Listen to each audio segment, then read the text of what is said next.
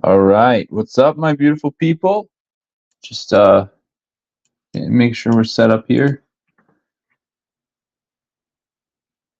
Emily, will you check Instagram? Oh, thanks.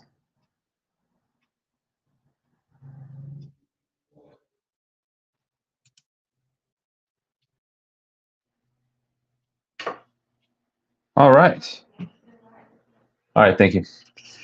All right, what's up, my beautiful people? Happy midweek with the Mead Maker. We're just here chilling a little bit. We're going to talk about a couple of things. I had a couple of questions that I thought we could answer. And if you have any questions, you can jump on and ask them live, and we'll we'll do it.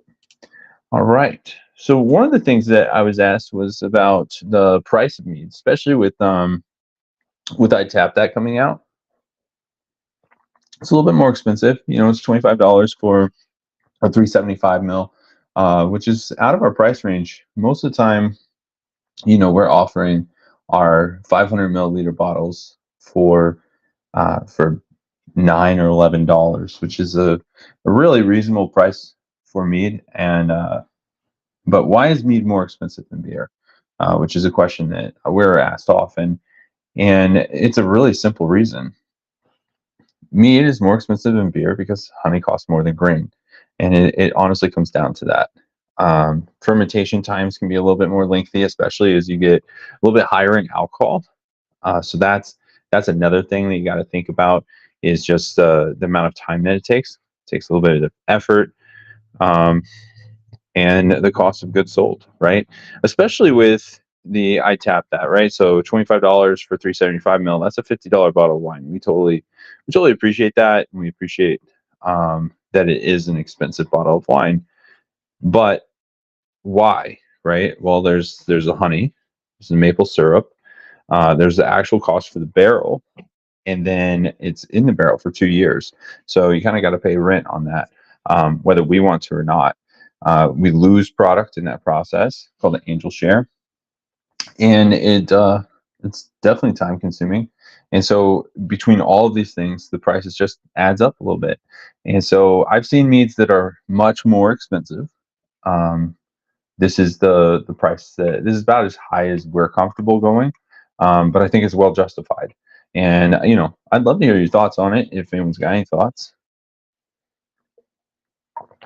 Um, Another question I was asked is meat stronger than wine? This is obviously not coming from our core constituents there at Bergen, because a lot of what we offer is all the way down to 4.5%, and then we have I tap that at 18%, two totally different segments. And mead can be any of that. You can get mead that's really low ABV and mead that's much higher in alcohol, and they can come all different ranges. And I think that's probably my favorite thing about mead, not necessarily the ABV, but just the fact that some meads can be just kind of a plain honey, and then you have other mead that's big, bold, robust, has maple syrup, is aged in a barrel, and you get this vast difference. And I love that it's such a blank slate, right? And that's something that has brought me back over and over and over again, that I really enjoy. um, this question is definitely a good one and a fair one, but I was asked, why is meat so hard to find in package stores? And it's because there's this whole segment of beer, there's a segment of wine, segment of cordials, and mead really doesn't fit into any of those things. And so it's like, okay, how and where do I fit mead in? And so from a package store owner's perspective, where's it going to fit? Are people coming in and asking for it?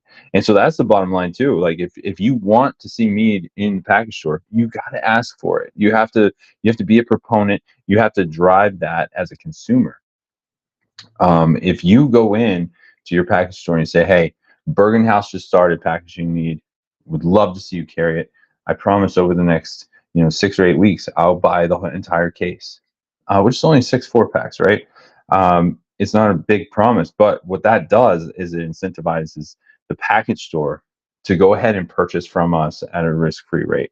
And so if you want to see mead, not necessarily even just Bergenhouse, you've got to ask for it, and let your package store owners know that there is a demand.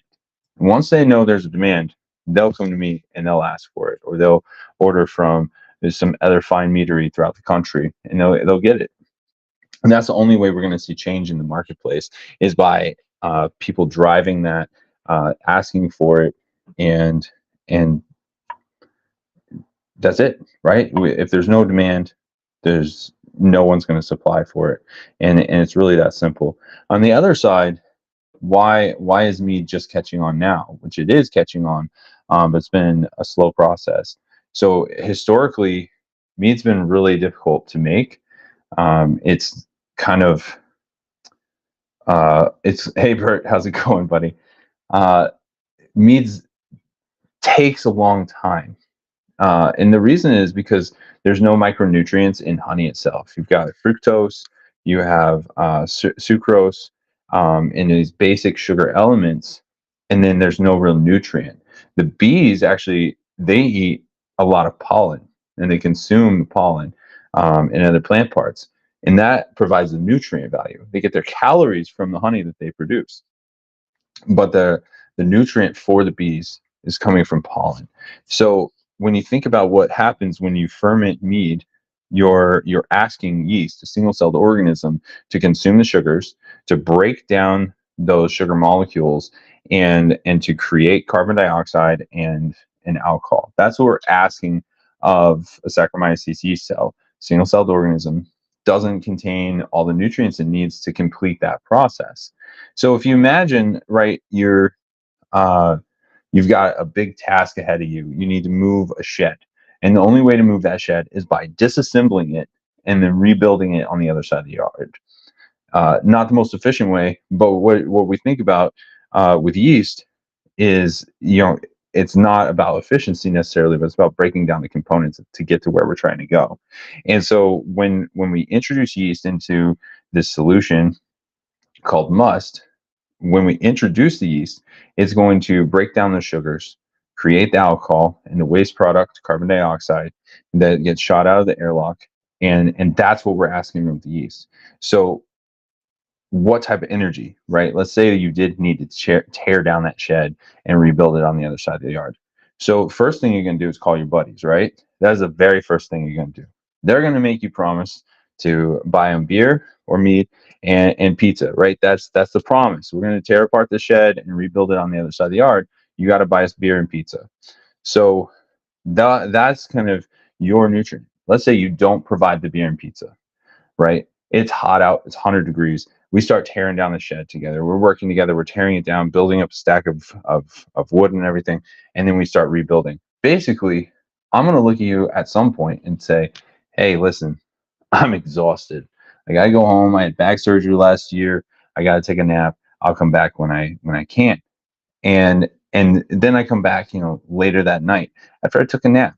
I'm still hungry because I still don't have the nutrient. We still didn't have the pizza, right? So, but now I can start to help you rebuild. But all your friends that you invited over, they all need breaks. And that's what we're asking of yeast when we put it into a honey must, because there's no nutrient that the yeast really needs to succeed. So what happened in the last, since 1985, we discovered that if we give yeast the nutrient it needs, it can ferment a lot faster. And we can thank the wine industry for that discovery. And that's why you've got your $10 bottle of wine today that's so much better than what was available 50 years ago. And so that finally got transferred over to the mead world. So what we do is we add micronutrients, right? You actually buy that pizza for your friends. And when that happens, then those micronutrients are available and they're consumed by the yeast. And it's got the energy that it needs to complete the task of tearing down that shed, moving it to the other side, and then starting over the rebuild. And so what used to happen is that process would take maybe 30, 40, 50 days. And then to age out some of the poor flavor, because all the yeast was tired and not completing the project right. The shed was half built, so they had the yeast had to go back and redo it, right? And the cleanup process, took a long time too. So it used to be that aging would take 3 to 6 months. And these were for very basic meads. So pre 1985, that's what the mead world looked like. And that's why beer is just so much better at fermenting out and completing tasks, because beer has all the micronutrients that it needs. And so why is mead so hard to find at the liquor store? It wasn't commercially viable. That's just a fact. Before 1990, mead was not commercially viable. There were a couple of people doing their damnedest and that really knew what they were doing, and even wrote books about it and made mead a lot more popular in the homebrew world. People that were willing to wait 6 months, 18 months to produce mead. That was a thing. Commercially, that's really hard. It's not something that I could do. And so what we do now is we add micronutrients to our must, or to our fermenting mead, throughout the process over the space of the first couple of days. And there's a couple of people who have really made that possible, done a ton of research, and they've been willing to pass that research on. So I encourage you to check out Tosna if you're interested in that. That's TOSNA, Tailored Organic Staggered Yeast Nutrient Additions. So, or nutrient addition, not yeast nutrient addition. So Tosna is the way to go, and it's really unfortunate about that meadery closing down in New Jersey, because he really helped a lot of us in the mead world. And I would say his name out loud, but I always mispronounce it. But the fact is, like, that really changed a lot of things for a lot of us that were interested in the art of making mead. Was just this, hey, you can complete mead in 10, 15 days.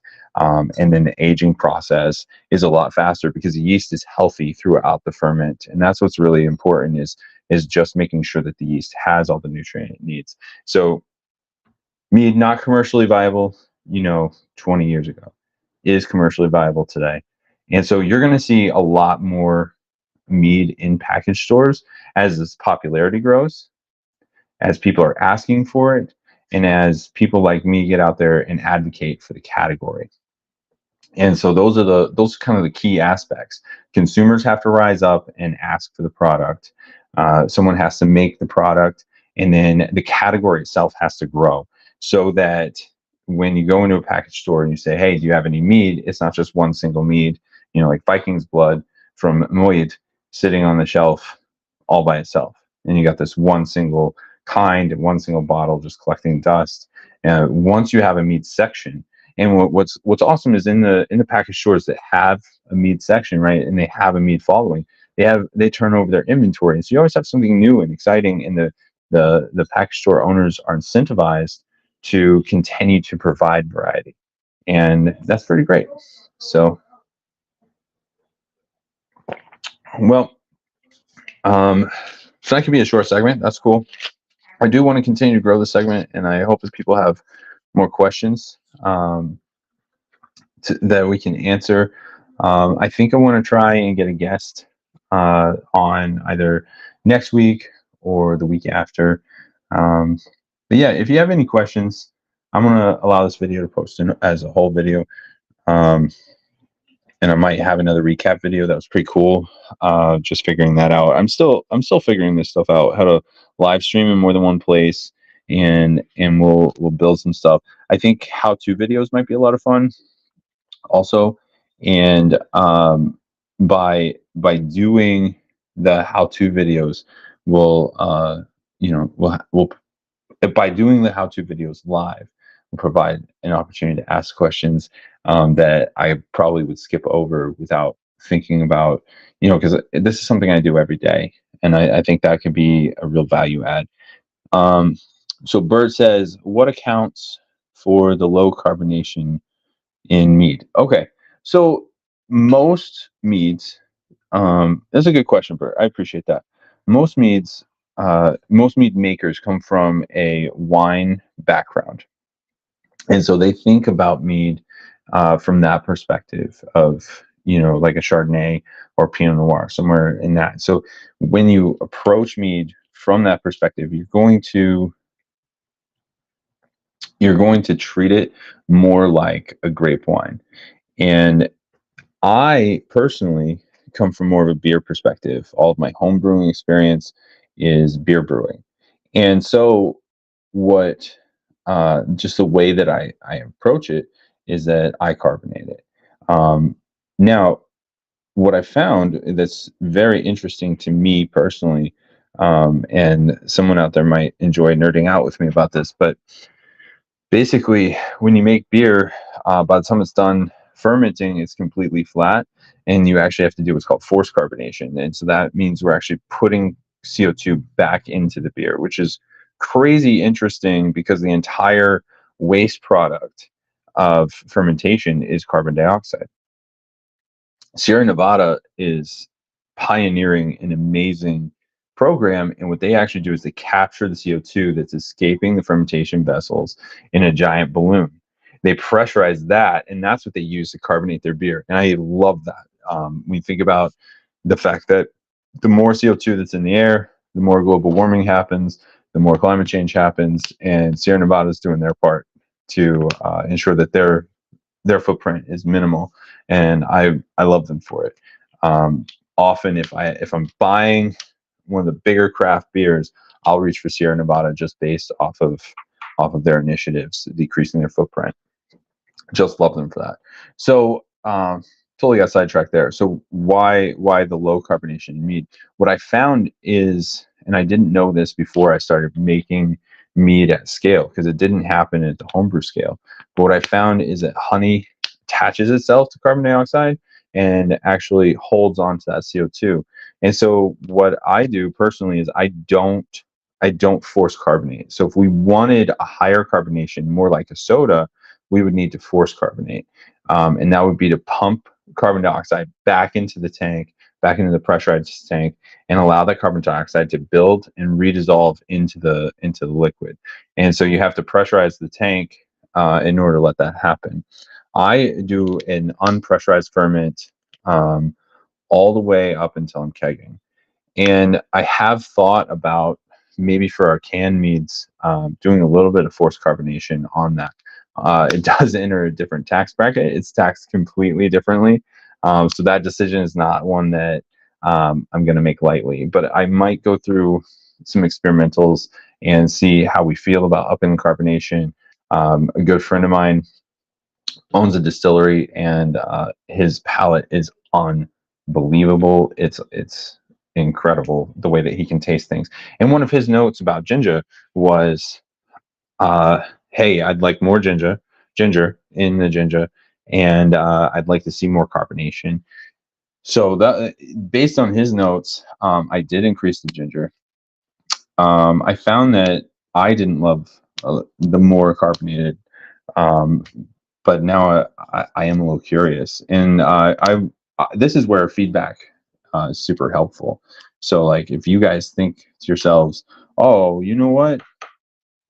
I would like more carbonation," or "I would like less carbonation," that's really helpful for me because I can control. There are ways to control it. So, I hope that answers your question, Bert. Just what accounts for higher or lower carbonation in mead, and a lot of it comes down to choice of the mead maker. It's actually harder to produce a still mead than it is to produce a still wine, just because, like I said, the CO2 gets attached to those honey molecules, and it stays in solution. So it's kind of cool that way.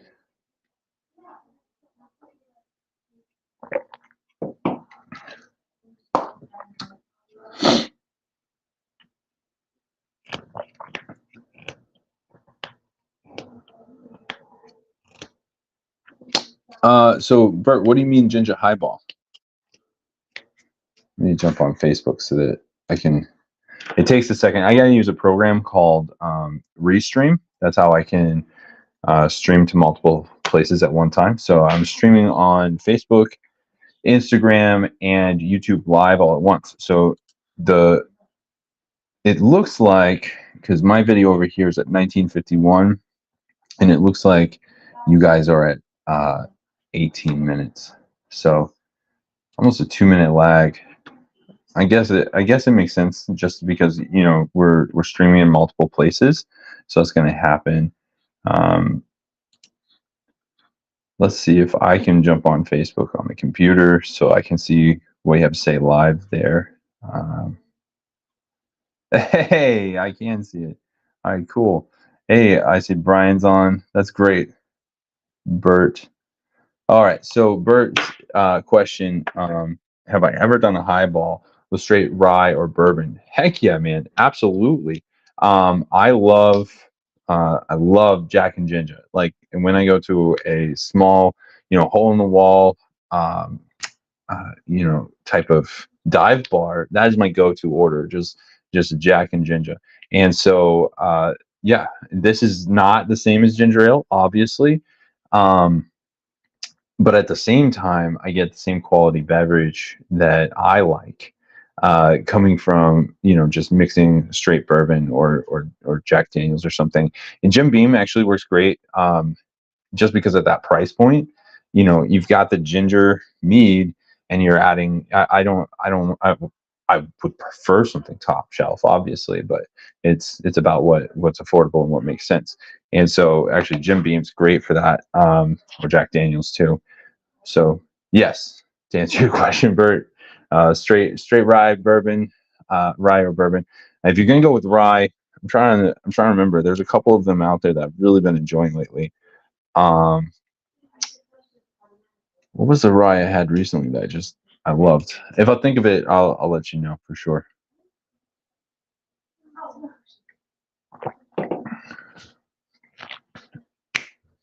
All right. Brian, did you have any further questions? How was that? I tried to make a recap video for you, um, just to help you out, where you didn't need to watch the whole video before. But did that all made sense before about the um, different equipment you need to get started? Wheel horse rye. Oh, I haven't. Oh, the high. I out of the High West. I'm not a huge High West fan. Brian says that he really liked High West rye, and I have to agree with you. Their rye is phenomenal. That rye is delicious. Um, I can't remember. I just had this bottle that I just thoroughly enjoyed for a rye. Anyway, if I think of it, I will tag you. I probably texted it to you before, Brian. Um,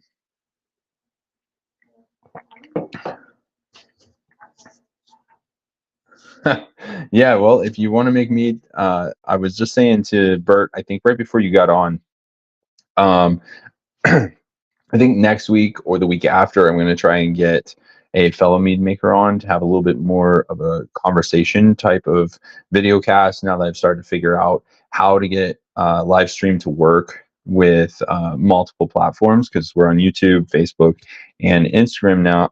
And now that I've kind of worked out some of those kinks, and there's a little bit of interest. I think step one will be to get kind of a co-host on for one or two episodes, and then what I was thinking was to have a how-to series. So like 5 or 6 weeks straight of just this is how you make mead, and we'll start from the beginning. So um, I think that should be a good series, and definitely valuable for you if you want to start making mead, and others too, because I will literally set up the equipment and make mead on here. Obviously, a lot smaller volumes than what I'm producing at Bergen House, because those 100-gallon batches, Emily and I were just talking about this. It takes like 6 or 8 hours, but we can knock out a 1 or 2 gallon batch in like 20 minutes. In that would be a really appropriate type of thing. And what's nice about that is obviously doing it every day.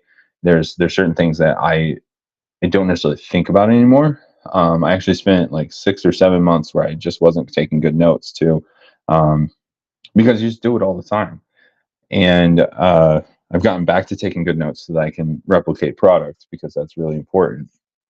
But this way, if we're doing it live, and in that 15, 20, 30 minutes, then if anyone has any questions, I'll be able to answer that live as well. So that's kind of what I'm thinking for future live streams. First, having that conversation kind of set up, and then after that, working on how-to series.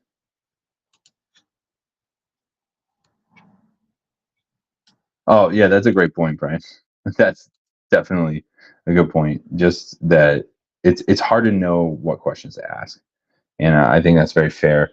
Yeah, I think I'm gonna wrap it up here, guys, and then next week, hopefully, I'm Kieran. If you see this, I'm gonna try and get a back and forth type of conversation, and then after that, I think we'll start a series, like I said, on how to make mead. So I'm glad we were able to work out these kinks. Bert, really appreciate you last week helping me work out the kinks, um, and I feel much better about the production quality of this, and we'll continue to grow to try to add some value with this stuff. So, Brian, Bert, cheers, and I'll talk to you both soon.